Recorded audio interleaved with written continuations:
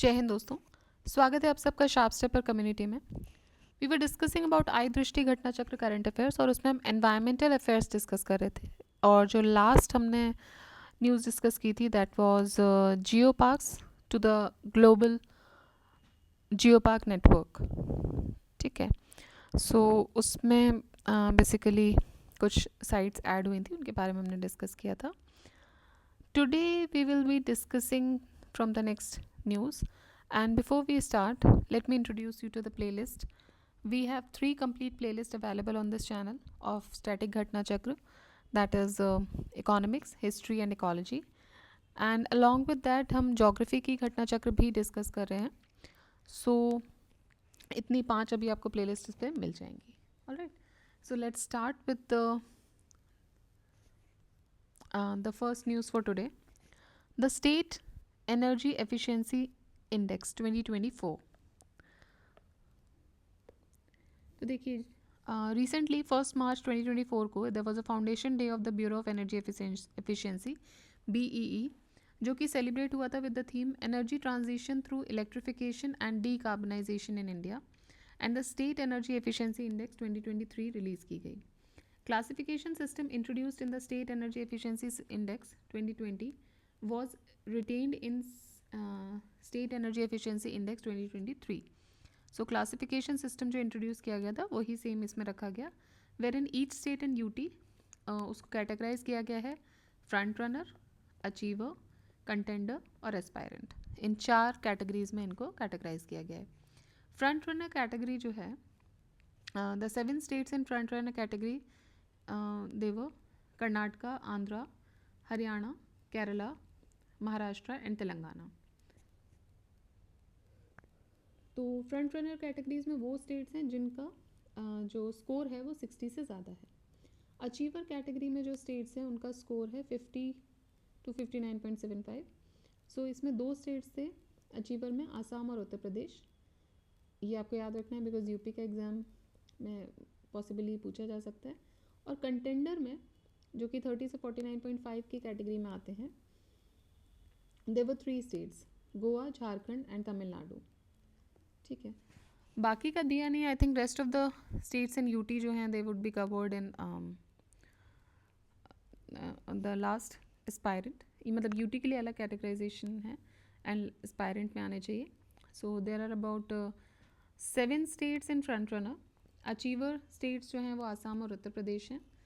Contender states हैं गोवा, झारखंड और Tamil Nadu.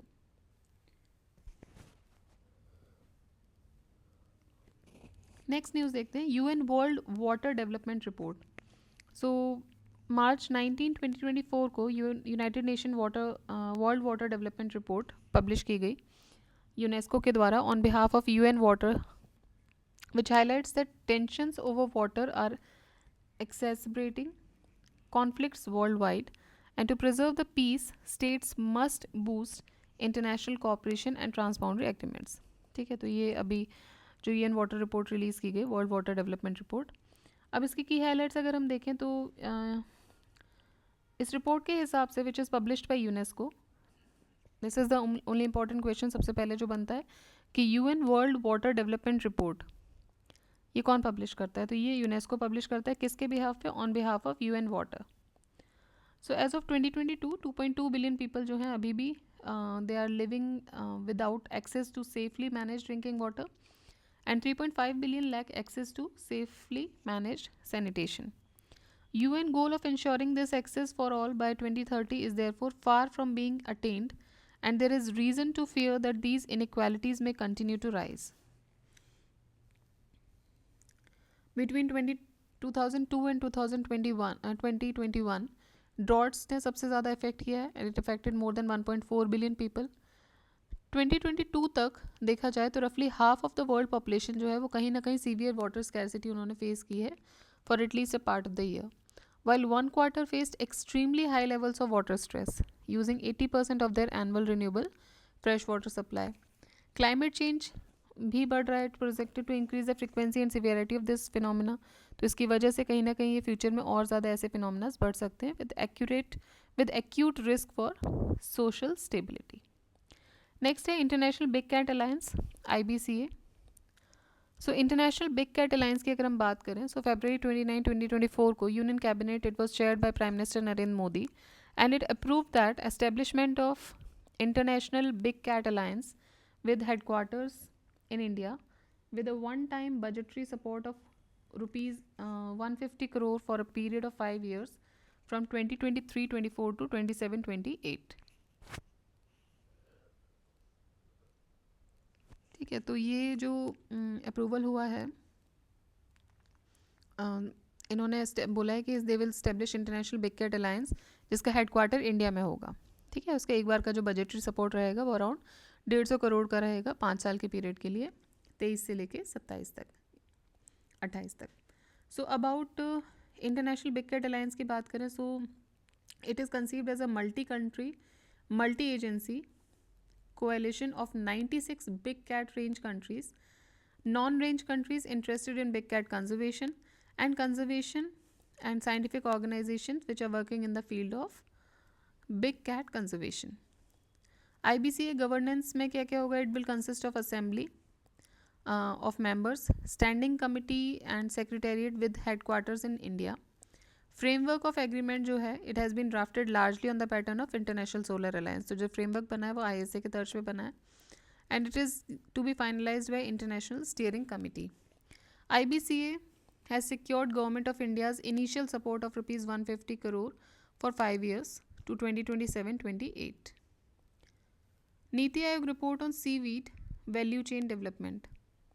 So recently Niti Aayog ने it has laid down a comprehensive roadmap to promote seaweed cultivation in India in its report published titled Strategy for the Development of Seaweed Value Chain. Development of seaweed sector. So देखिए जो total global export है seaweed का और seaweed based hydrocolloid amount which मतलब जिसका अगर आप amount देखेंगे तो it will reach around $2.65 billion across 98 countries. तो ये टोटल ग्लोबल एक्सपोर्ट है. रिपब्लिक ऑफ कोरिया जो है ये टॉप कंट्री है, it tops the exports of seaweed. तो सबसे ज़्यादा जो एक्सपोर्ट करता है सीवीड का वो है Republic of Korea. The UN Comtrade database 2021, it lays out that 128 countries import seaweed and seaweed based hydrocolloids. तो 128 कंट्रीज़ के अराउंड ये कंट्रीज़ जो हैं वो इम्पोर्ट करती हैं इनको, एंड इसकी जो वैल्यू होती है वो नियरली $2.9 बिलियन रहती है. आउट ऑफ दिस $1.26 बिलियन जो है वो सीवीड से आता है, and the rest from seaweed based hydrocolloids. China tops the imports of seaweed जिसका शेयर रहता है 29.47%. Alright.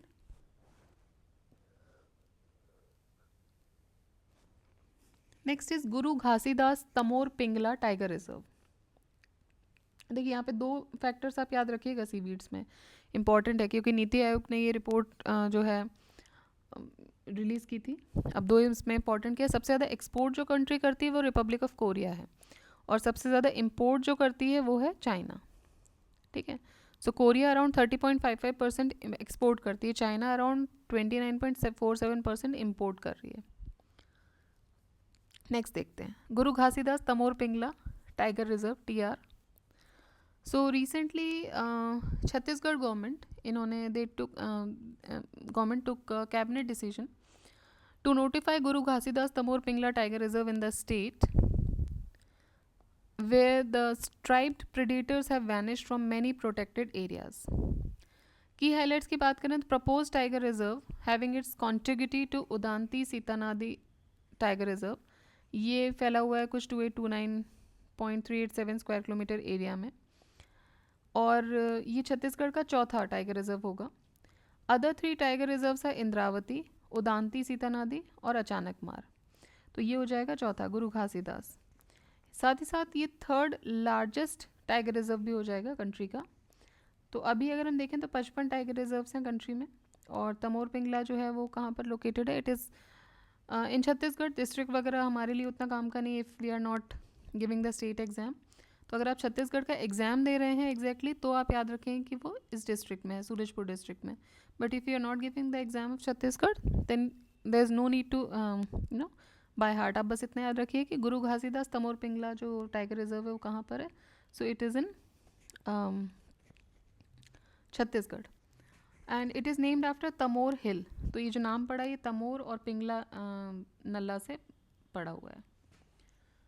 Next is Wainganga Nalganga river linking project. Recently Maharashtra government approve the Wainganga Nalganga river linking project. ये अप्रूव हुआ अगस्त 2024 में और महाराष्ट्र गवर्नमेंट ने इसको अप्रूव किया। ये जो प्रोजेक्ट है इसका एस्टिमेटेड कॉस्ट है around 87,342 crore and which plans to channel water from Gosi Khurd dam on Wainganga river in Bhandara to Nalganga river in Buldhana. और इसको अचीव करने के लिए नियर अबाउट 426.54 किलोमीटर की जो कैनाल नेटवर्क है वो कंस्ट्रक्ट किया गया। SDGs National Indicator Framework Progress Report 2024. So Sustainable Development Goals National Indicator Framework Progress Report 2024. It provides the data-driven evidence of India's progress towards the SDGs and their associated targets along with it. On the occasion of 18th Statistics Day, June 29, 2024 को, the Ministry of Statistics and Program Implementation, they released the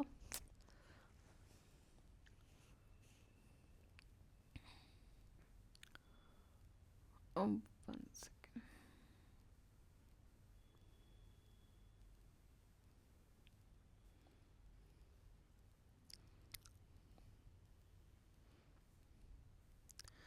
Okay, so we were here.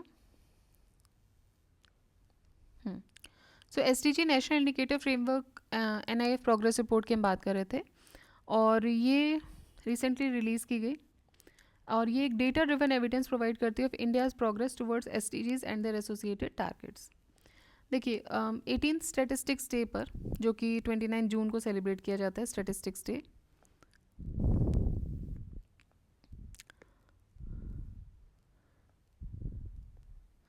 Ministry of Statistics and Program Implementation released the following publication on Sustainable Development Goals. Sustainable Development Goals National Indicator Framework Progress Report 2024. Data snapshot on Sustainable Development Goal की बात गोल ठीक है, हम इसमें सिर्फ data देख लेते हैं, ये तो बहुत सारा चीज़ दी हुई है, इतना हमारे इम्पोर्टेंट नहीं है।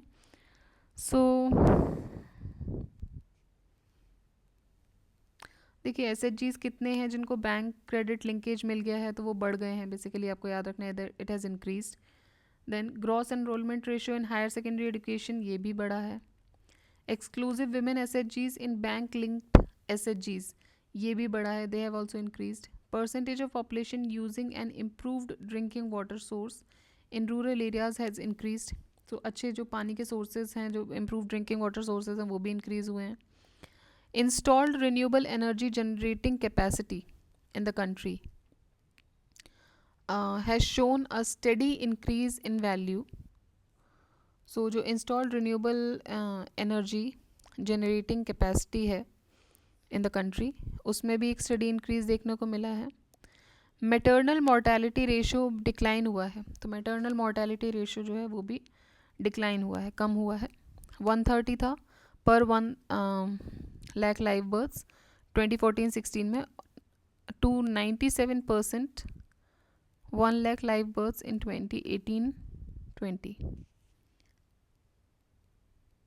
ओके, सो 130 से 97 आ गया। The under 5 mortality rate it is also declined 43 पर 1000 लाइव बर्थ से 32 पर 1000 लाइव बर्थ्स हो गई थी। और number of waste recycling plants जो हैं वो इंस्टॉल किए गए हैं, that they are also increased. So waste recycling plants भी increase हुए हैं। नेक्स्ट देखते हैं state of the world's mangroves 2024 report. So recently ये रिपोर्ट रिलीज़ की गई and it assess the world's natural mangrove forest spread over 1.47 lakh square kilometer by using satellite data to plot a global map of mangroves with 2020 as the baseline. ये जो report है ये release की गई global mangrove alliance के द्वारा and release किया गया इसको मैंग्रोव डे पर जो कि मनाया जाता है 26 जुलाई 2024 को। की हाइलाइट्स की बात करें तो मैंग्रोव्स जो हैं in Lakshadweep archipelago and on the coast of Tamil Nadu ये क्रिटिकली एंडेंजर्ड है। सो ये इंपॉर्टेंट है, कहाँ पर जो मैंग्रोव्स हैं वो क्रिटिकली एंडेंजर्ड है, mangroves in Lakshadweep archipelago, and the coast of Tamil Nadu. These are critically endangered, and as they face rising sea levels due to global warming. Report also underlined that mangroves on the western seaboard, जो कि extending from Gujarat in west to Kerala in the southern peninsula, they are also vulnerable to collapse. तो ये भी collapse हो सकते हैं. And conversion to aquaculture, oil palm plantations and rice cultivation together, they'll explain 43% of mangrove losses between 2000 to 2020. Shrimp agriculture जो है वो भी एक major driver है behind the loss. So ये जो लॉस हुआ है उसमें एक श्रिम्प एग्रीकल्चर जो है वो भी एक इम्पॉर्टेंट रोल प्ले करता है. ठीक है. सो बेसिकली कहाँ कहाँ मैंग्रोव्स जो हैं वो क्रिटिकली एंडेंजर्ड हैं, लक्षद्वीप और कोस्ट ऑफ तमिलनाडु. इसके अलावा जो मैंग्रोव्स हैं वेस्टर्न सी बोर्ड में, जो कि गुजरात से लेके वेस्ट टू केरला तक देखे जा सकते हैं सदर्न पेनिनसुलर इंडिया में, ये they are vulnerable to collapse. ठीक है. और इसके अलावा conversion to aquaculture, oil palm plantations, rice cultivation, ये सब मिला के दिल एक्सप्लेन 43% ऑफ मैंग्रोव लॉस. और श्रिम्प एग्रीकल्चर भी इसमें एक इंपॉर्टेंट रोल प्ले करता है. तो ये सब पूछा जा सकता है. This could be asked according to the report, so that's why repeated it. Next is government efforts to improve mangrove cover क्या रहेंगे. तो गवर्नमेंट के एफर्ट को इम्प्रूव करने के लिए they launched a mangrove initiative for shoreline habitats and tangible incomes, Mishti. तो ये मिष्टी प्रोग्राम लॉन्च किया गया था बजट में भी. और इसमें क्या था कि it needed to plant mangroves in 540 square kilometres on the coastline of 11 states and 2 union territories. Next is UNESCO designates 11 new biosphere reserves. So UNESCO ने 11 नए बायोस्फीयर रिजर्व्स डेजिग्नेट किए हैं.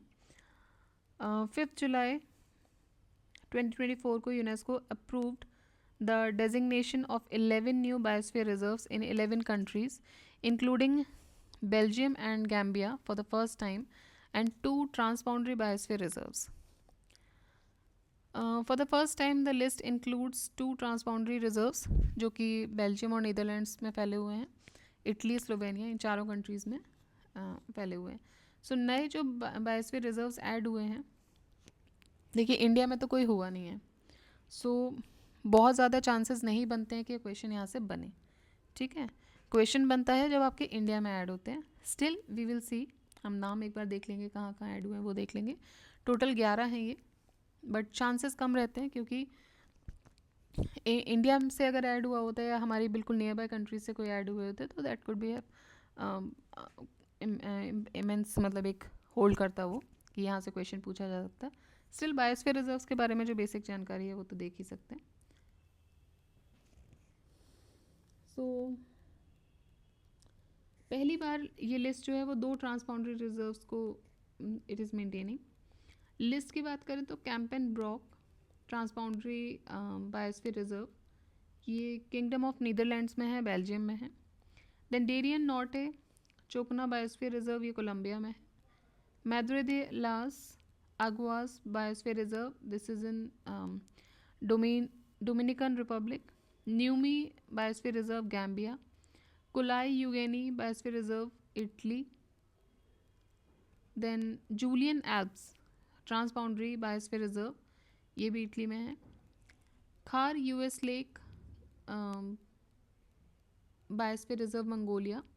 अपायाउस biosphere reserve, Philippines. Changnyeong biosphere reserve, Korea, republic of Korea. Valdeorras biosphere reserve, Spain. And Irati biosphere reserve, Spain. जितनी देर ये 11 पढ़ने में लगी उतने से कम में 18 पढ़ दिए जाएंगे. सो अभी इंडिया में 18 नोटिफाइड बायोस्फीयर रिजर्व्स हैं, जिसमें से 12 जो हैं वो यूनेस्को के मैप प्रोग्राम के अंदर भी आते हैं. सो बेसिकली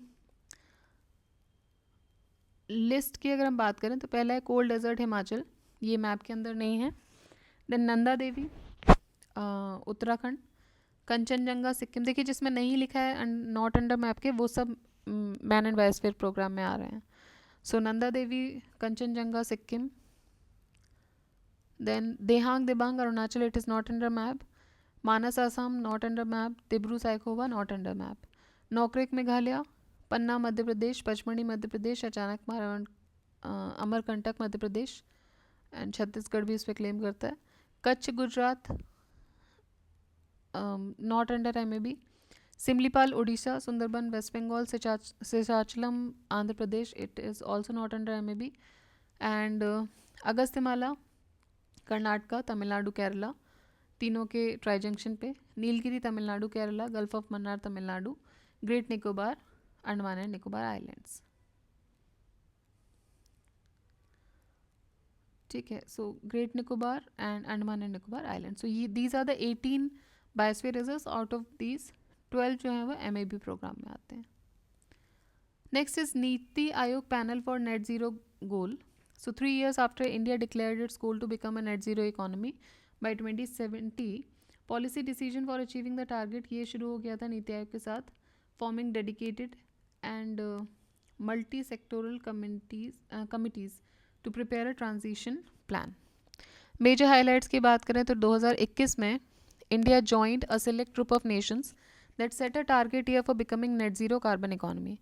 So 2021 में इंडिया ने एक सेलेक्ट ग्रुप ऑफ नेशंस को ज्वाइन किया था कि भाई जिन्होंने अपना एक टारगेट रखा था कि हम नेट जीरो इकोनॉमी बन जाएंगे। फिर जब कोप 26 हुआ ग्लासगो में, सो इंडिया ने 5 pronged Panchamrit climate action target दिया इंडिया के लिए भी, and it committed to a net zero target by 2070. So joining the nations like US, UK, China in this. So key focus area अगर हम बात करें वर्किंग बेसिकली वर्किंग ग्रुप्स जो form किए गए नीति आयोग के द्वारा, तो इन्होंने 6 वर्किंग ग्रुप फॉर्म किए हैं। 6 सेक्टोरल वर्किंग ग्रुप जो हैं जो फोकस करते हैं मैक्रो इकोनॉमिक इम्प्लीकेशंस पे और transition, climate, financial, critical mineral, research and development, domestic manufacturing, supply chain, social aspects of energy transition, policy synthesis, sectoral committees on transport, industry, building, power and agriculture. So report जो है by these groups will be collated by the NITI Aayog which will prepare a consolidated report.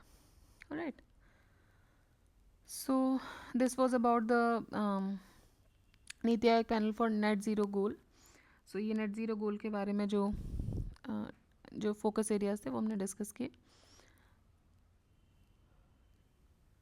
Next देखते हैं चीताज इन Gandhi Sagar wild life sanctuary. सो Gandhi Sagar wild life sanctuary जो कि western Madhya Pradesh में है, ये second home बनेगा चीताज के लिए after Kuno, and it has been described as perfect cheetah habitat.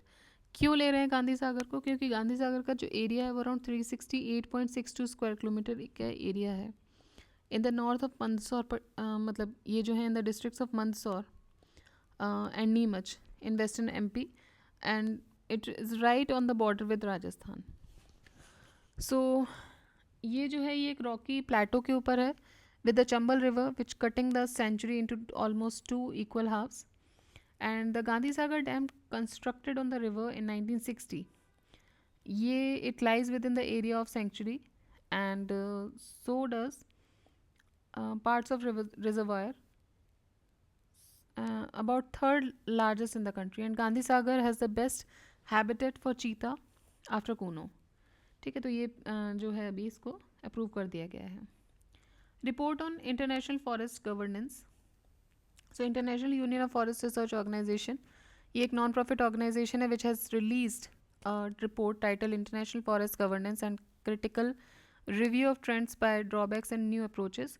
It is the first global synthesis report on IFG since 2010, summarizes the most significant developments on IFG after 2010, and report has been released in the backdrop of 19th session of UN forums on forest. देखिए की highlights की बात करें तो according to this FAO food and agriculture organisation the global rate of deforestation ये कम हुआ है from approximately 13 million hectares per year in 2010 to about 10 million hectares per year. ठीक है, सो 13 मिलियन से इतना गया था ये. अब अगर हम देखें की हाईलाइट्स की इसके रिकमेंडेशंस जो प्रपोज किए गए रिपोर्ट्स के द्वारा, तो देखिए setting prices on environmental and social externalities, recognition and management of public goods, ये कुछ रिकमेंडेशन दी गई थी. थर्ड रिकमेंडेशन है establishment of alternative funding scheme and adoption of polycentric governance approach in independent system. Next is fourth session of Intergovernmental Negotiating Committee of UNEA. So the fourth session जो हुआ था Intergovernmental Negotiating Committee का of the United Nations Environment Agency, it was held in Ottawa, Canada. और ये 23 अप्रैल से लेकर 29 अप्रैल तक हुआ था, which attracts participation from over 170 member states. And this session is a part of ongoing negotiations, जो कि एक legally binding treaty build करते हैं किस पर, specifically plastic pollution पे. So INC 4 for a global plastic treaty, it failed to reach an agreement. Negotiator, they came and their aim was to reach a consensus by the end of the 2024 at INC 5, जो कि schedule की गई थी November 2024 के लिए in South Korea. First session जो INC का था, it took place in Punta del Este, Uruguay, 28 नवंबर 22 को हुआ था. इसके बाद सेकंड सेशन INC का हुआ था पेरिस, फ्रांस में जून 2023. एंड थर्ड सेशन जो है वो 13 से 19 नवंबर हुआ था नायरोबी, कीनिया में. Next is world air quality report. So India had the third worst air quality out of 134 countries in 2023 after Bangladesh and Pakistan. ठीक है, सो इंडिया की थर्ड वर्स्ट एयर क्वालिटी है. ये रिपोर्ट पब्लिश की गई थी Swiss organisation IQ air के द्वारा. बिहार का जो बेगूसराय है, it emerge as the world's most polluted metropolitan area, जबकि दिल्ली जो है वो कैपिटल सिटी आइडेंटिफाई की गई थी with poorest air quality. With an average annual PM 2.5 concentration of 54.4 micrograms per cubic meter, India had the third worst air quality out of 134 countries after Bangladesh and Pakistan. World's most polluted countries की बात करें तो सबसे ज़्यादा polluted country है बांग्लादेश, उसके बाद है पाकिस्तान और उसके बाद है इंडिया. ठीक है. मोस्ट पोल्यूटेड सिटी की बात करें तो ये है Begusarai, then Guwahati, Delhi third number पे है, मुल्लानपुर इंडिया, लाहौर पाकिस्तान और न्यू दिल्ली इंडिया. ठीक है, तो ये है मोस्ट पोल्यूटेड सिटी में. ऑलराइट, तो आज का वीडियो हम यहीं तक रखते हैं. नेक्स्ट वीडियो में हम बाकी जो बची हुई न्यूज़ हैं उसको कवर करेंगे. And then environmental affairs would be done from our side. कुछ न्यूज़ इन शॉर्ट बचेंगी, so we will discuss it later in the upcoming videos only. All right, so you keep revising, keep studying.